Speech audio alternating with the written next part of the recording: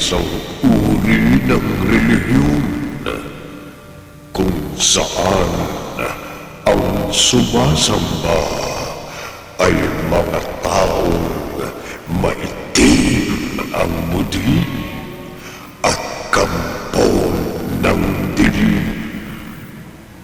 Mga walang kaluluwa na walang pakundangan sa pagsasabog ng lagim. May paraan kaya upang wakasan ang lagim na hatid ng voodoo. Narito ang unang bahagi ng makapangalis at balahibong kwentong tampok sa linggong ito na pinamagatang voodoo. Sa isa na naman, gabi ng lagi.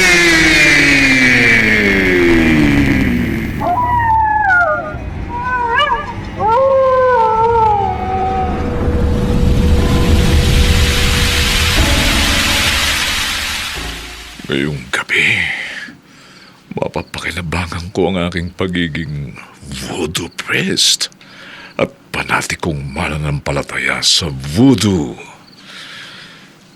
Ngayong nakapagsagawa na ako ng nararapat na ritual at nakaluhod na akong nakadipa ang mga kamay sa harap ng baligtad na krus na napalilibutan ng mga nakatirik at may sinding itim na kandila.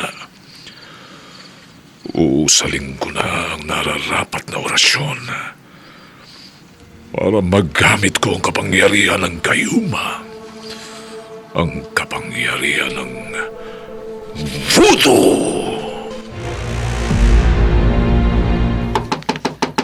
Divina? Divina? Tay? Oh, Tay. Pasensya ka na, anak. Kalaliman ng gabi, kinising kita. Okay lang po. Bakit po? Nagising kasi kung wala sa tabi kong nanay mo. Wala rin siya sa loob ng bahay at sa bakuran. Umalis po si inay? Umalis siya lang, hindi nagpapaalam sa akin.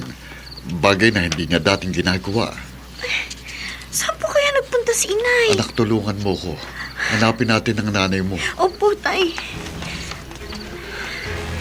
Nay! Sabel! Nay! Sabel!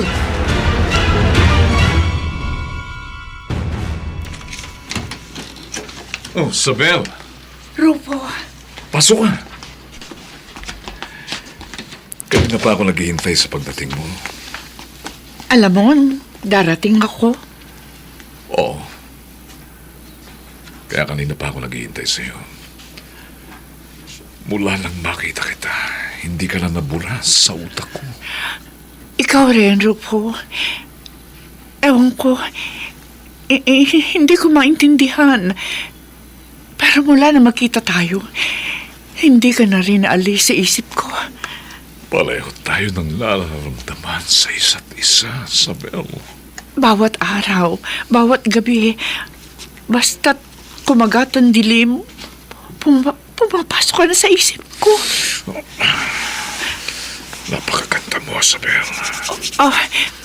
Rupo, Matagal na akong nagpapantasya sa'yo. pero may asawa na ako. Diba ngayon, tayo na magsasama. Paano si Dario? Huwag mong problemahin ang asawa mo. Iniwan mo na siya, ha? At hihiwalayan mo lang. Pero hindi siya papayag na magkahiwalay kami, Rufo. Hindi kanya mababawi sa akin. Oh, Rufo. Huwag kung ano-ano inaalala mo, Sabel. Gantihan mo mga yakap. Halik ko. Magpakaligaya tayo. Oo. At magsasama na tayo sa habang buhay. At sino magtangkang bumawi sa akin sa iyo ay madidisgrasya. Mamamatay. Oo. Oo, Rufo. Hindi na ako hihiwalay sa'yo. Magsasama na tayo habang buhay.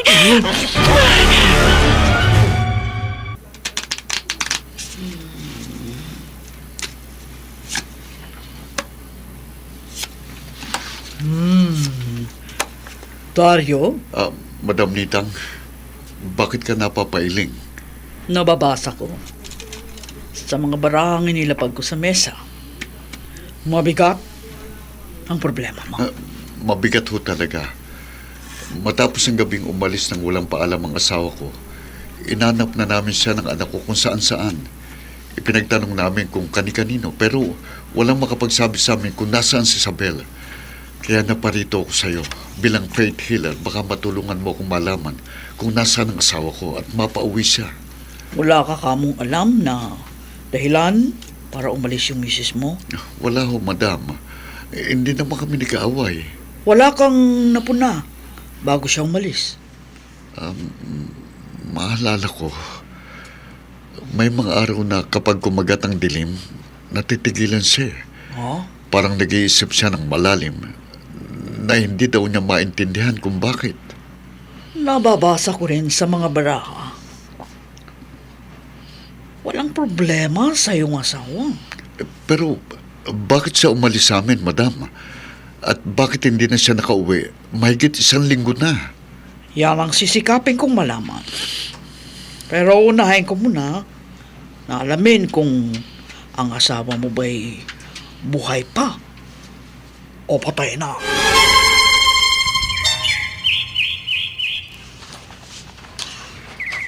Kahit ang ilang kaibigan kung nakatira dito sa liblib na lugar ng aming kabarangay, pinuntahan ko na pero walang makapagsabi sa kanila kung nasa ng inay ko. Ha? Parang namumukhaan kong babae yun na nasa bukana ng kaingin at may hilang kambing. Nay! Nay! Nay! Kayo nga po! Salamat! Salamat na nakita ko rin kayo! Bitiwan mo ang braso ko! Nay! Kahit po may nakatalukbong na bandana sa ulo ninyo, hindi po maaaring hindi ko kayo makilala. Bakit po kayo umalis sa atin? Ba't hindi na po kayo umuwi, Nay? Sabi na bitawan mo ko! Nay! Nay, umuwi na po tayo, Nay! Yan ka na! Nay! Nay, sandali lang po! Huwag kayong umalis, Nay! Ba't umiiwas kayo sa akin? Saan kayo pupunta? Nay! Inay! Nay! Nay! Hanggang dyan lang kayo sa harap ng bahay ko. Rufo, kaibigan, Di kita kaibigan! magkabarangay tayo. Nananahimik ako rito sa kaingin ko. Huwag niyo akong guluhin. Wala po kaming balak manggulo sa inyo. Huwag niyong gambalain ang aking pag-iisa. Ang aking pananalangin. Sapagkat tuwing bago kumagat ang dilim, nananalangin ako. Hindi ka nag-iisa sa bahay mo, Rufo. Nasa inyo po ang inay ko. Ha? Wala akong alam sa sinasabi niyo. Nakita raw ng anak ko na pumasok sa bahay mo kaninang asawa ko. Hindi totoo yan. Nagsosolo ako rito. Malis na kayo. Hindi kami magpipilit ng anak kong pumasok sa bahay mo. Pero palabasin mo ang asawa ko. Iuwi na po namin ang inay ko. Sinabi na wala rito ang hinahanap niyo! Malis na kayo. Na, Pag hindi, magkakagulo tayo. Magkakamatayan tayo! Rufo! Chief, kahit anong pakiusap namin ng anak ko, ayaw palabasin ang kabarangay namin ng asawa ko. Kaya naparito na po kami ng itay ko sa presinto at humingi ng tulong sa inyo. Huwag kayong mabahala. Tulungan niyo po sana kaming mabawing asawa ko. Kung totoo ang isinumbong nyo ng anak mo, gagawin namin ng mga tauhan ko ang dapat gawin para mabawi ang asawa mo sa taong nagtatago sa kanya, sa ayaw at sa gusto niya.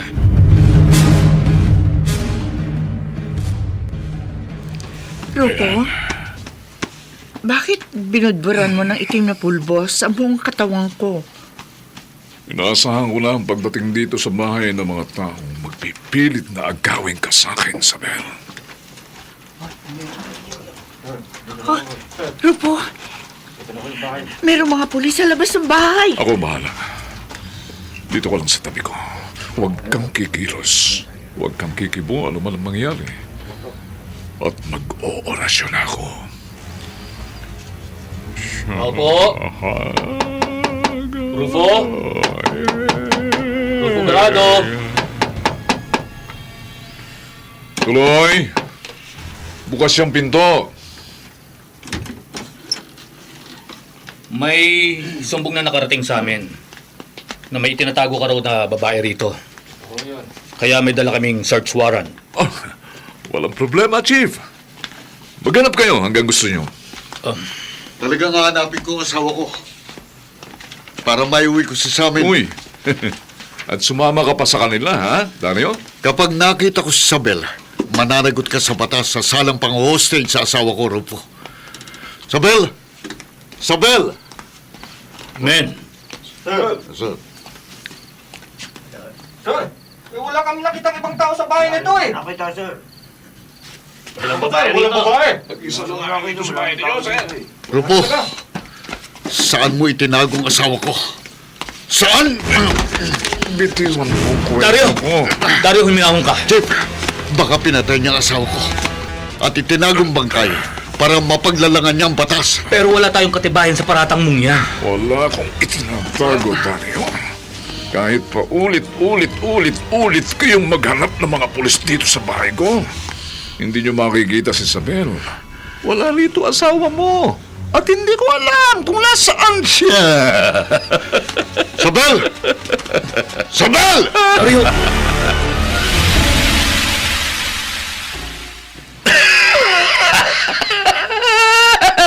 Rupo, katakata ka. Paano hindi ako nakita ni Dario at ng mga pulis kanina? Gayong, narito lang naman ako sa tabi mo habang pinaghahanap nila ako rito sa bahay mo.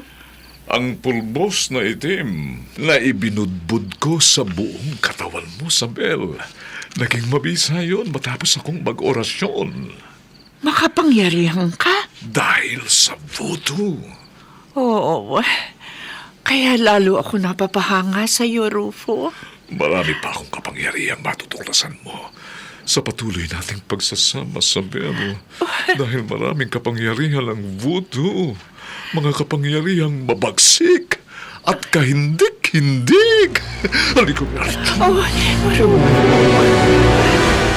Nakita mo, Dario?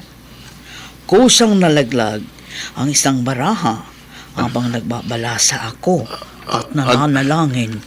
Madam Nitang, ano ibig sabihin niyan? Buhay ang asawa mo. Salamat. Pero, Ah, hindi mo siya mapapauwi sa inyo. bakit ho?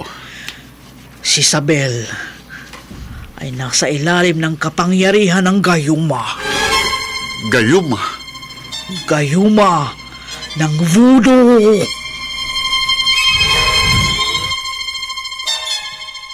Rufo, Alam kong kanina mo pa ako palihim na minamatyagan dito sa likod bahay, Chief. nakita ko lahat ng ginagawa mo. Tuwing bago ko magatang dilim, ginagawa ko rito. Nagtitiri ka ng mga itim na kandila sa palibot ng baligtad na krus. Dito ako nananalangin. Kakaiba ang ginagawa mo. Talagang kakaiba ang pananampalatayang voodoo. At may mga botelya ka pa ng langis. Mga voodoo supplies yan na ibinebenta ko, Chief. May bumili naman kaya niyan. Para sabihin ko sa iyo, Chief, ang aking mga voodoo supplies ay parang hotcake ang benta. Lalo na sa mga depressed areas. Sa mga lugar na maraming tao ang nagugutom at naghihirap. Kaya naghahangad silang guminhawa. Kahit sa illegal na paraan? Hindi maihahanay ang voodoo supplies ko sa mga bawal na gamot, Chief. Rufo, Hindi mo ako maaaring pakialaman o pagbawalan sa ginagawa ko. Ang voodoo worship ay isang uri ng reliyon Papaano ipagbabawal ang reliyon sa isang bansang demokrasya gaya ng ating bansa? May punto ka. Pero binabalaan kita. Sa sandaling magkaroon ako ng ebidensya na gumagawa ka ng iligal, mananagot ka sa batas. Ha? Sige, dyan ka na. Ikaw ang tumigil sa lihim na pagmamanman sa akin, Chief. Kapag nagkaroon ako ng pagkakataon, magiging biktima ka ng bagsik ng kapangyarihan ng voodoo. Chief, wala akong tiwala kay Rufo. Pareho tayo, Dario. Halata kong may tinatago siya. Kaya nagbalik ako rito sa presinto. Kaya nga kapag may pagkakataon ako, palihim ko siyang minamanmanan. Alam mo, ayon sa faith healer na nilapitan ko, ginayuman ni Rufo ang asawa ko. Malalaman rin natin yan. Chief, Oh. pwede bang sa susunod mong pagmamanman sa kanya, sasama ako? Hindi, huwag na. Baka matulungan kita. Peligroso ang taong gaya ni Rupo. May mga lihim siyang kapangyarihan. Hindi ako natatakot sa kanya. Dario, ipaubaya mo na sa aming mga otoridad ang paghahanap sa nawawala mong asawa para hindi malagay sa panganib ang buhay mo. Tay, kanina ko pa napapansin na hinahasan niya yung kutsilyo. Sinisiguro ko lang na talagang matalas na ito, Divina. Para hindi ako madehado sa paghaharap namin ni Rufo. Sabi niyo ayaw na kayong isama ni Chief sa paghahanap kay Inay. Oo nga. Kaya kikilos akong mag-isa. Tay! Naniniwala ako sa iyo, anak. Totoong nakita mong pumasok ang inay mo sa bahay ni Rufo. Malamang po, naroon pa si Inay hanggang ngayon. Kaya nga magsasagawa ako ng sarili kong pagkilos para mabawi kong inay mo. Sumama po kaya ako sa inyo. Huwag na. Mag-uusap kami ng lalaki sa lalaki ng gumagayuma sa inay mo. At kung magkakainitan kami, hindi ko siya uurungan. Patay kung patay.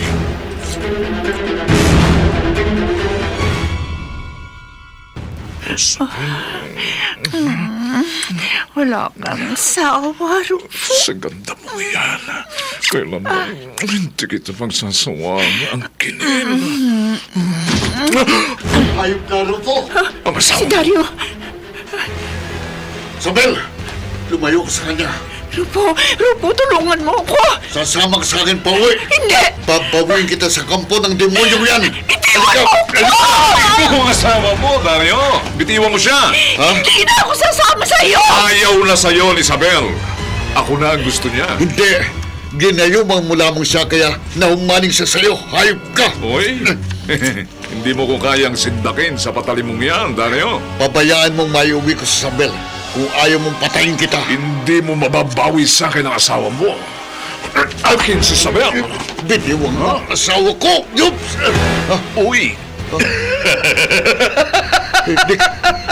Hindi ka tinablan ng patalim. Hindi ka man lang nagalusan ng sasakin kita. Kampun ka nga ng demonyo. lumayas ka na kung ayaw mong ikaw ang tudasin ko, Dario. Layas!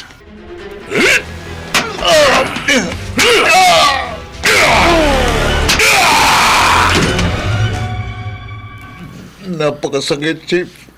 Napakasakit. Naiintindihan kita, Dario.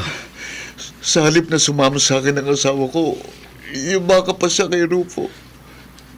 Pasapasa ang mukha mo.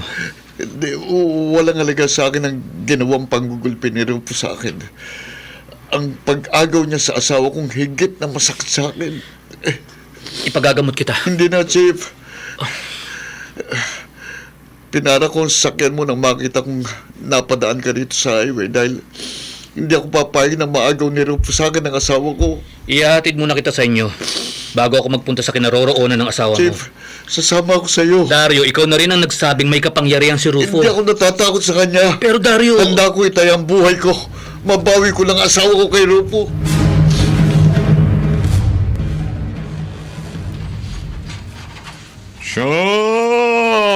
Shana! Anak ka ng... Kontento ka na ba ngayon, Chief? Ha? Naghanap nga ako sa loob at labas ng bahay mo.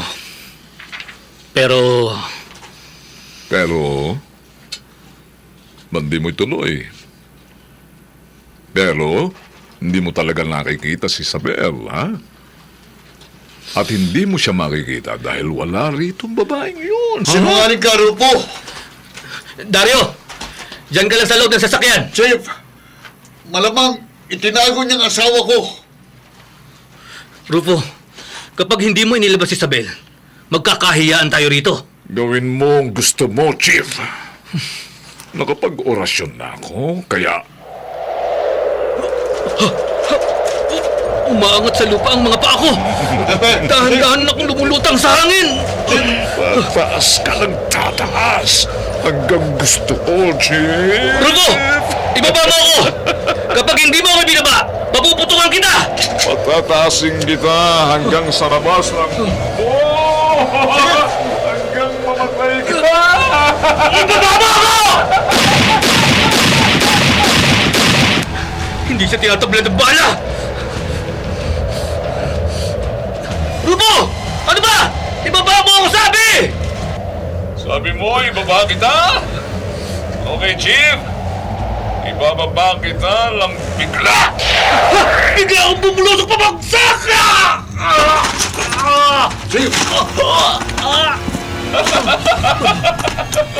Wala akong kamatayan. Mamamatay ang sino mang kumalaban sa akin. Mamamatay sa bagsik ng kapangyarihan ng budo!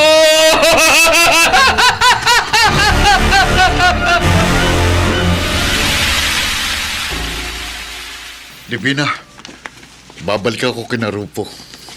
Tay, bakit pa po kayo babalik doon? Ayaw na po kanya sumama sa inyo si inay. Wala sa sariling inay mo dahil sa pagkayuma sa kanya ni Rufo. At hindi rin kanyo tinatablan ng patalim na lalaking kinakasama niya. Oh, at pambihirang lakas niya. Kaya nagulpi niya ako. At hindi rin tinatablan ng mga bala. Muntik na nga niyang mapatay pati si Chief. Tay, kapag nagbalik po kayo doon kina Mang Rufo, para na rin kayo nagpakamatay. Paano anak? Hayaan na lang ba natin habang panahong magsamang nanay mo sa ibang lalaki? At tuluyan ang masirang ating pamilya? Rufo, bakit ka napangiti na sindihan mo ang mga nakatirik na itim na kandila? Isabel, hindi pangkaraniwang kandila ang mga death candles. Death candles? Mga kandila ito ng kamatayan. Kapag sinindihan ko ito at umusal ako ng death spells, sino mang taong isumpa ko ay isusumpa niyang siya'y isinilang. Sinong... Sino ang gagamitan ko ng mga death candles? Ang mga taong nagtatangka sa aking buhay. Si Dario? Oh, isang asawa mo sa buburahin ko sa mundo. Pero unahin kong mawala sa landas ko ang mas malaking tinik. Siya ang una kong pahihirapan. Hanggang sa mamatay sa bagsik ng kapangyarihan ng voodoo.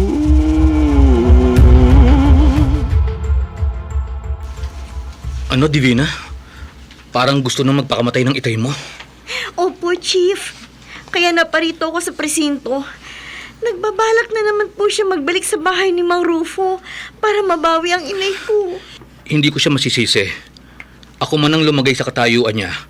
Gagawin ko rin ang lahat para mabawi ang asawa kong sumama sa ibang lalaki. Pero makapangyarihan po si Mang Rufo. Totoo yan. Napakahirap kalaban ng taong yon. Hanggang ngayon nga, makirot pa itong baywang ko dahil sa pagbagsak ko sa lupa. Dahil sa kagagawan ni Rufo. Ano po kaya ang mabuti kong gawin para mapigilan ko ang itay ko sa pagpipilit na mabawi ang inay ko? Kakausapin ko siya. Ang likod ko! Chef, bakit bigla po kayong nabuhat sa pinaupuan ninyo? Divina! Bakit parang namimilipit po kayo sa sakit? Biglang kumirot ng matindi ang likod ko! Bakit po kayo naguhukad ng Anong uniforme ninyo? Parang may mga gumagalaw sa likod ko. May mga bukol po sa likod ninyo, Chief! Ha? Tinubuan ng mga bukol ang likod ko. Opo! Mga malalaking bukol na gumagalaw! Ano?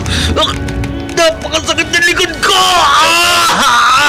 Sobrang sakit ng mga bukol na gumagalaw! Mamamatay na yata ako sa sobrang kirot!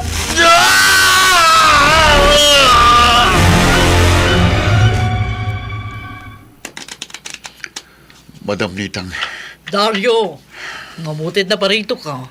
balak ko sanang pumunta uli kay Rufo. Mahihirapan kang mabawi si Isabel. Kamatayan lamang ni Rupo ang makapagpapalaya sa asawa mo sa Gayuma. Hindi na nga ako natuloy sa balak ko dahil sabi ng anak ko, parang mamamatay na raw si Chief. Kaya napasugod ako rito sa'yo. Talagang mamamatay siya kapag hindi siya naagapang tulungan. Anong ibig nung sabihin, madam? Maliwanag ang nababasa ko sa aking mga binalasang baraha. Ginagamitan si Chief ng sumpa ng voodoo. Sumpa ng voodoo? Kapangyarihan ng dilim na lubhang makapangyarihan.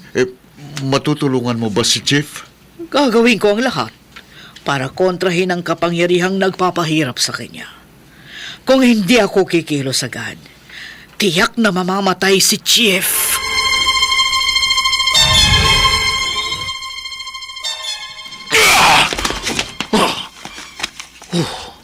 Isabel, may kumukontra sa kapangyarihan ng voodoo!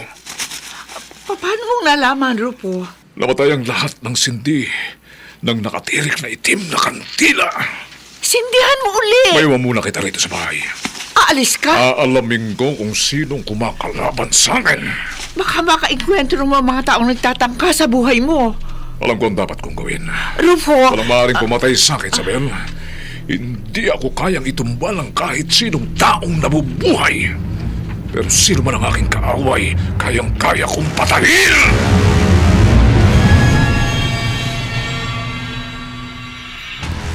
Matapos akong magbudbud ng itim na pulbos sa aking buong katawan at mag-orasyon, kahit saan ako magpunta, walang makakakita sa akin.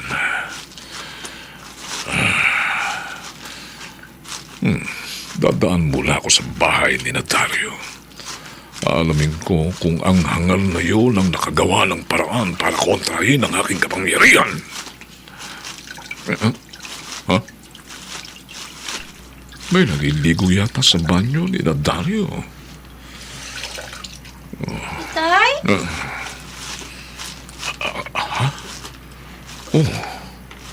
Ang anak na dalaga pala ni Dario ang nasa banyo. Uy, walang saplot ang katawan habang siya'y naliligo. Kayo na po ba yan nasa labas, Tay? Masyado pong maalinsangan kaya naligo ako. Napakaganda rin pala ng mukha at katawan ng anak ni Dario. Mas maganda ba kay Isabel? Hindi niya ako nakikitang nakasilip sa kanya dahil sa kapangyarihan ng voodoo. Pero kitang-kita ko ang kahubaran niya. Kaakit-akit ang alintog niya. Lubhang kaakit-akit. Sino yan? Sino yan? Hindi nga niya ako nakikita pero nararamdaman niya ako. Nararamdaman ko. May tao sa labas ng banyo. Hindi ikaw ang itay ko. Alam niya? Nararamdaman ko na riyan ka. Pero hindi kita nakikita. Sino ka? Sino ka? Rupo? Rupo, ano nangyari sa lakad mo? Hanggang ngayon, nalakauwi na ako. Parang nakikita ko pa. Okay ba? Ang maganda niyang mukha. Ang walang saplot Rupo, niyang tinatanong kita. katawan. Kung hindi niya ako naramdaman at sumigaw siya, Ang birat ng taong Magpipiesta to. ang mga mata ko sa kanyang ganda. Ano ba binubulong mo? Hoy! Isabel? Ano binubulong mo? Sabi ko, kumusta lakad mo? Nakita mo ba yung sinasabi mong kumukontra sa kapangyarihan mo? Hindi. Pero umuwi na ako dahil may naisip akong paraan para hindi ako magawang kalabanin ng kahit sino. Oh, Ito, aanin mo yung botelyang yan na may lamang tila langis. hindi pangkaraniwang itim na langis ang laman ng botelyang ito, Isabel. Langis ito ng kamatayan. Langis? Ng kamatayan? Eto. Ibubuhos ko ito sa lupa. At kapag ito'y aking naorasyonan, kahit anong pangontra ang gawin ng sino man laban sa akin, ay mawawala ng bisa at mapapatay ko rin ang gusto kong patayin sa buto.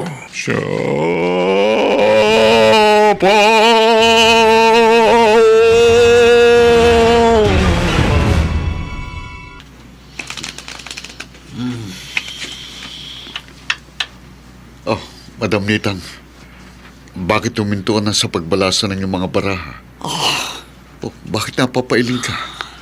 Hindi ko rin maintindihan, Dario. Parang nawawala ng saysay ang ginagawa kong pagkontra sa kapangyarihan ng nagpapahirap kay Chief. Madam Nitang? Madam Nitang, Oh, Dario, Chief, ang likod ko. Madam Nitang, gumagalaw na naman ang mga malalaking bukol sa likod ni Chief. Namimilipit na naman siya sa sakit. Oo nga. Hindi ko na matatagalan ng matinding kirot na nararamdaman ko. Nagdidilim ng paningin ko. Chief, Mamatay na ako! Chief! Chief! Madam Nitang, tumirik ang mga mata ni Chief. Hindi na siya kumikilos. Patay na siya! Rupo, hindi ka ba naaakit sa akin? Ha? Oh, kakit-akit ka, Isabel.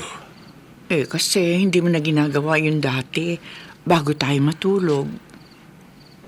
May iniisip lamang ako. Nanhindi bago ako sa'yo. Hindi mabura sa utak ko ang kaakit-akit na anak ni Isabel. Kasi dati hindi ka Si naman Divina. ganyan. Mas maganda siya sa kanyang ina. At sa hiwa. Rupo, ano binubulong mo? Oh, wala. Wala, Isabel. Ang sabi ko, nabawasan na mga taong nagtatangka sa aking buhay. Sabi mo nga, wala na yung hepe ng pulis. At isusunod ko naman si Dario. Meron ka pa bang itim na langis? Ang langis ng kamatayan na yung oorasyonan? Wala na. At matagal ang proseso para magkaroon ako ng langis ng kamatayan. Pero, may paraan akong gagawin para mawala ang mga kaaway ko sa madaling paraan.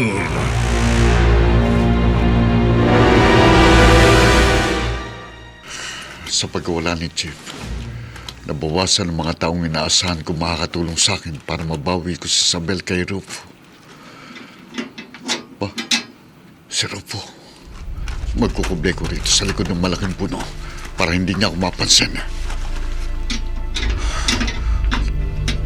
Ano kayang binabalak ng demonyong yan? Bakit siya pumasok sa sementeryo? Ayun. Tumayo siya sa harap ng punto ni Chief at tumakot siya ng isang dakot na lupa sa harap ng libingan. At kumuha siya ng mga lantang bulaklak sa ibabaw ng nicho. Palinga-linga pang hayop.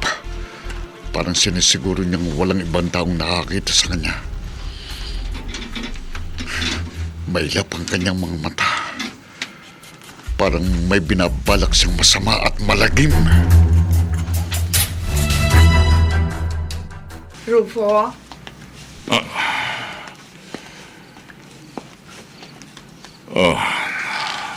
Hindi ka ba matutulog? Magpahinga ka na, Isabel. At sinabi ko na sa'yo, kapag mag-oorasyon ako, huwag mo kong aabalahin, ha? Mag-oorasyon ka sa harap na isang dakot na lupa at mga lantang bulaklak? Oo. Kaya sinindihan ko na mga kandilang itim na nakatirik sa palibot ng lupa at lantang bulaklak. Rupo, nag-aalala ko. Baka mamaya balikan ako ni Dario. Wala na tayong dapat problemahin sa asawa mo. Malamang na Isabel. hindi titigil yun hanggang hindi niya ako nababawi sa'yo. Kapag natapos ko ang mga dapat kong gawin, matatapos na rin ang problema natin kay Dario. Mamamatay na siya.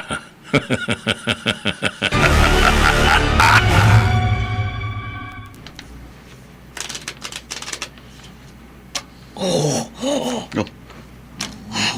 Madam Nitang, bakit nanlaki mga mata mo? Dario, malagim. Malagim ang nababasa ko sa binalasa kong mga baraha. Malagim? Tama ka. Totoo ang kinatatakot mo. May masamang balak si Rufo. Kaya kumuha siya ng mga lantang bulaklak at isang dakot na lupa sa libingan ni Chief. Madam, Malagim ang binabalak ni Rufo sa ating dalawa. ha? Kakilakilabot.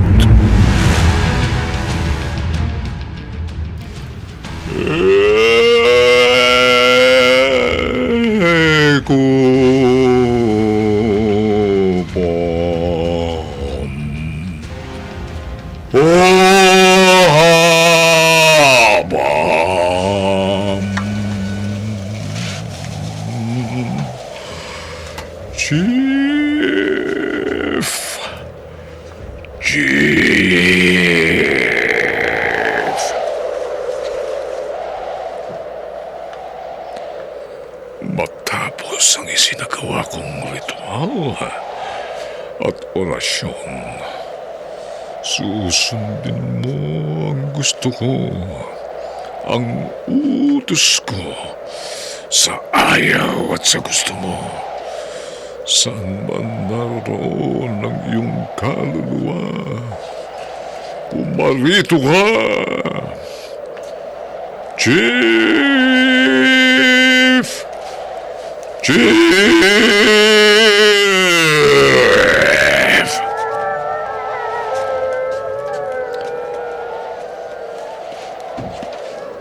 Rufo, ikaw ang may kagagawan sa wala sa panahon kong kamatayan.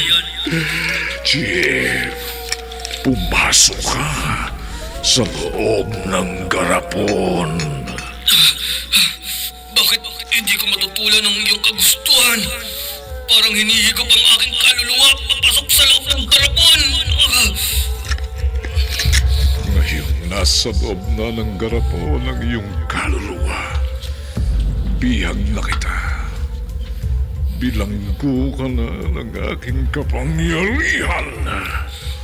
Alipin ko na ang iyong kaluluwa. Ako na ang iyong Panginoon. Hindi! Hindi mo matututulan ang lahat ng gusto ko, Chief. Hindi ako papayag maging alipin mo! Hindi kita maaaring kilalaning Panginoon! Susunod ka sa akin. Sa ayaw at sa gusto mo!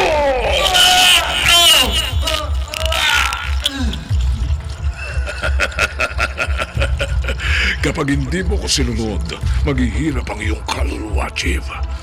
Lalo kung kakalugin ng garapon.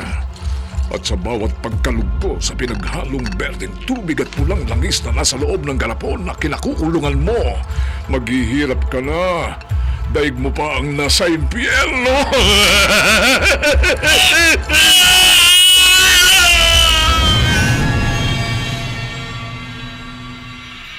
Hindi ako dapat tumigil sa pagbalasa ng mga baraha kahit malalim ang gabi. Nanganganib ang buhay ko. Kailangan gawin kong lahat para kontrahin ng kapangyarihan ng voodoo. Madam Nitang, Chef! ipagpatawad mo. Bakit nagpakita ka sa akin? Ang iyong kaluluwa ba ang inutusan para? Oo, Madam Nitang. Ang kaluluwa kong inutusan ni Rufo para patayin ka. Kaluluwa ka! Pero nagawa mo kung sakalin! Bitiwa mo leg ko, Chip! Hindi ako mukul nga! Mamamatay ka, Madam Nitang!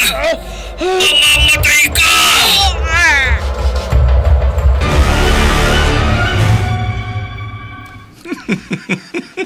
Rufo? Masaya ka yata. Tama, Isabel. Talagang masaya ako dahil isa na lamang tinik sa landas ko ang nabura sa mundo, ha?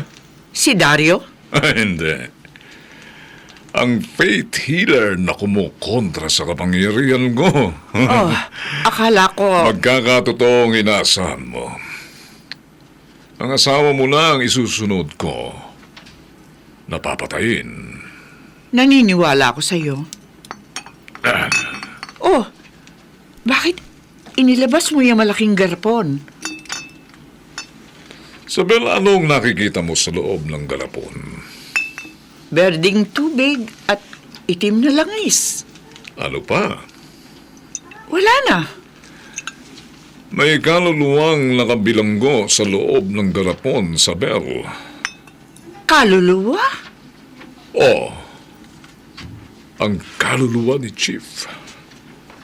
Ang alipin kong kaluluwa na muli kong uutusang pumatay.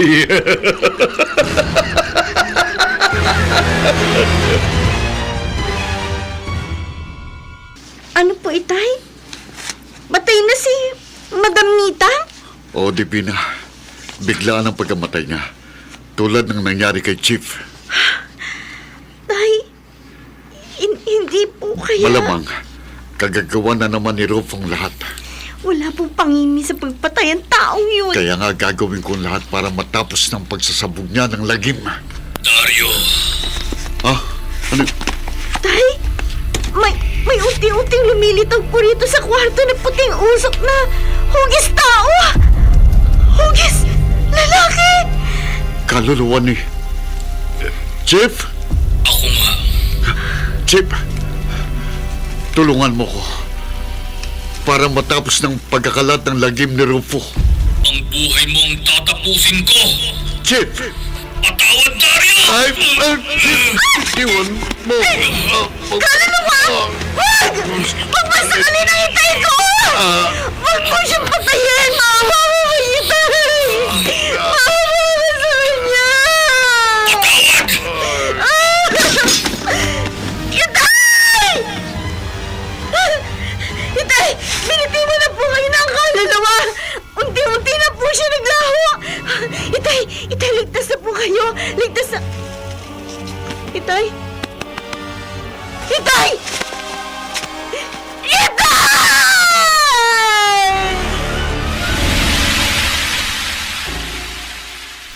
Rufo, Panginoon! Panginoon ang itawag mo sa akin! nasunod ko na ang utos mo. Napatay ko na si Madam Nitang. Sinabi At si na Dario. tawagin mo kong Panginoon. Huwag mo alugin ang garapon! Huwag mo nang alugin ang bendang tubig at punang langis! Hirap na ako, Panginoon! Ganyan. Matuto ka, Chief. Nasunod ko na ang gusto mo. Pumatay na ako ng labag sa loob ko. Palayain mo na ang kaluluwa ko para magkaroon na ako ng katahimikan. Maawa ka na sa akin.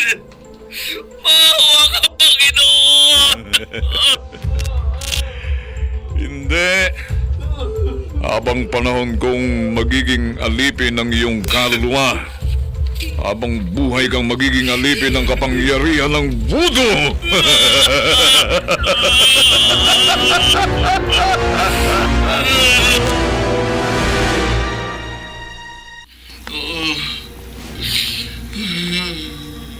Dario, Madam Nitang, huwag kang lumuha. hindi matahimik ang aking kaluluwa. Pareho tayo, hindi magkakaroon ng katahimikan. gaya ng mga ibang kaluluwa na narito sa kawalan. Paano tayo magkakaroon ng katahimikan?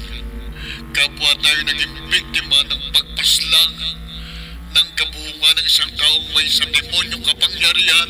Si Rufo, Oo, Madam Mitang. Dahil sa kanyang kagagawan, maaga tayong pinawian ng buhay. dapat niyang pagbayaran ang kanyang kabuhungan. Wala tayong kakayahang pigilan ang kanyang kasamaan. Kampor ng dilim si Rufo. At lahat ng kapangyarihang itim may katapusan. Paano, Madam Mitang? Paano matatapos ang kabuhungan ni Rufo? Paano mawakasan ang pagsik ng kapangyarihan ng voodoo?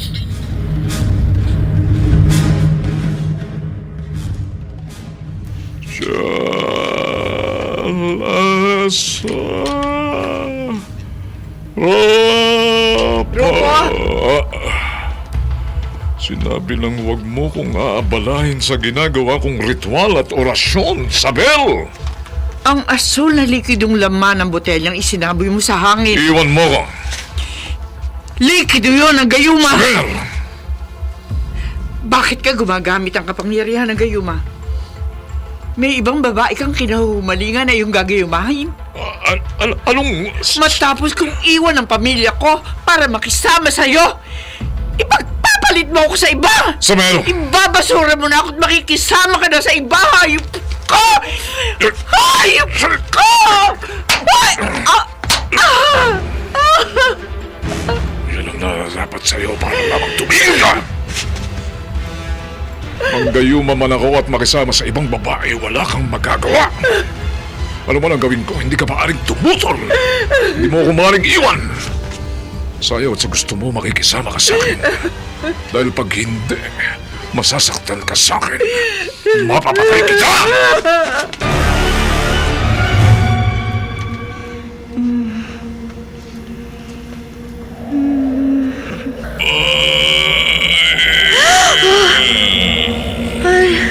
Ano yun? Parang naririnig kong boses na tinatangay ng hangin.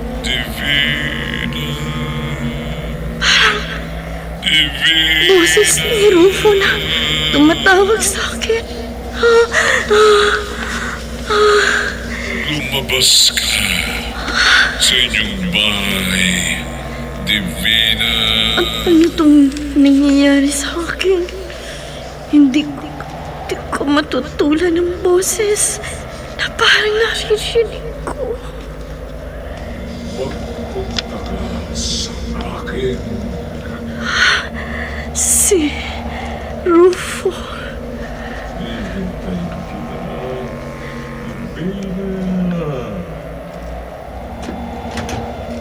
Oo, Rufo. Hintayin mo ko.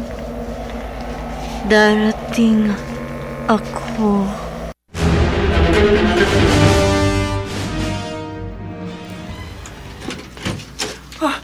Divina! Inay? Bakit narito ka? Ako ang nagpapunta sa kanya dito, Isabel. Rufo, huwag mong sabihing anak ko ang... Oo. Si Divina. Siya ang pinag-ukulan ko ng ritual at orasyon. Hindi ako papayag! Sinabi ko na sa iyo, Isabel, wala kang magagawa para tutulan ang lahat ng gusto ko. Divina, hindi ka dapat paborito. Umalis ka na. Dali, umalis ka na. Hindi. Umuwi ka. Hindi, Inay. Makinig ka sa akin. Sundin mo ko. Kailangan ako ni Rufo. Kailangan ko siya. Oh, Divina. Divina, huwag kang Narinig mo yumakap ang sa anak kanya. ko. Malig ka. Iwan mo ko, Inay. Ilalayo kita sa lalaking niya na gumayuma sa'yo. Iuwi kita. Sabing bitiwan mo ko! Lumabas ka muna, Isabel. Magbantay ka sa labas para walang maka-estorbo sa amin ng anak. Ayok ka! Sa ngayon, si Divina na ang reyna sa bahay na ito. Hindi na ikaw, ha? Kaya lumabas ka na, Isabel! Huwag mong pakialaman ang anak ko!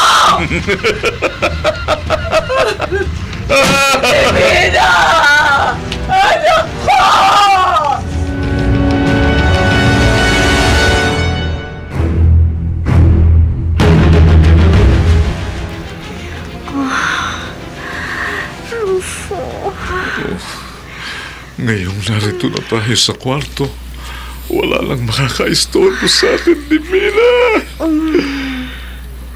Magubat ka na.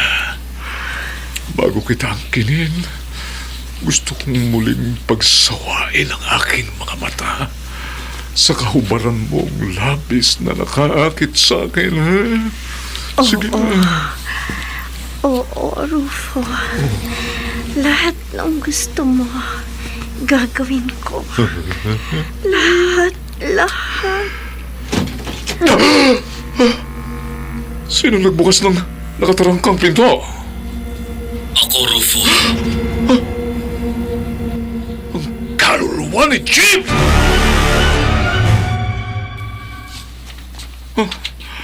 Paano nakatakas ang kaluluwa ni Chip sa ganap pulang belting tubig at pulang langis? Kailangan ko yun para mabihag at maibilanggo ko uli doon ang kaluluwa ni Chip! Rufo! Hindi. Ang kaluluwa ni Natario at Madam Litang. Naparito kami para tapusin ang pagkakalat mo ng lagim. Pagbabayaran mo ang lahat ng iyong kasamaan. Hindi. Wala kayong magagawa laban sa akin! Ganoon. Wala kaming kakayahang kandiin ka dahil kami mga kaluluwa na lamang, ganun ba?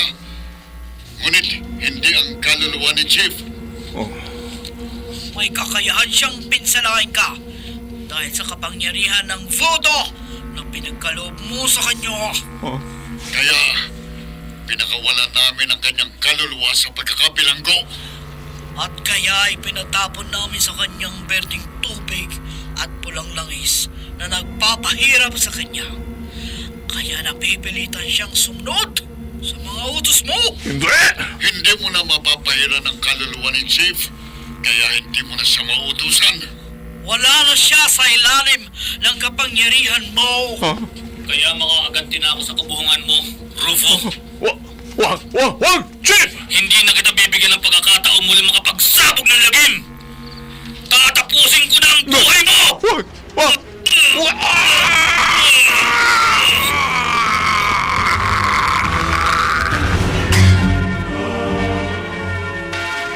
Inay, salamat. Nagbalik na po kayo sa inyong sarili. Ikaw man, Divina. Sa pagkamatay po ni Mang Rufo, pareho tayo nakakawala na sa kanyang gayuma. At nagkaroon na ng hustisya ang pagkamatay ng itay mo, ni Madam Anitang at ni Chip. Magkakaroon na po ng katahimikan ng kanilang mga kaluluwa. Oo, anak. At hindi na mauulit magsabog ng lagim ang kapangyarihan ng voodoo.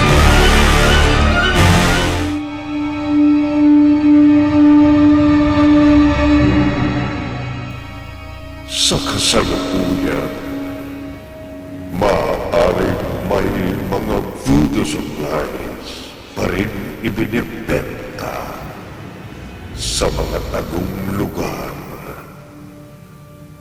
Subalit, mayroon pa kayang maglakas loob gumamit ng kapangyarihan ng voodoo na nag-aanyaya at naghahatid ng lagim. Dito natatapos ang ating tampok na kwento sa linggong ito na pinamagatang Voodoo. Sa isa na naman, gabi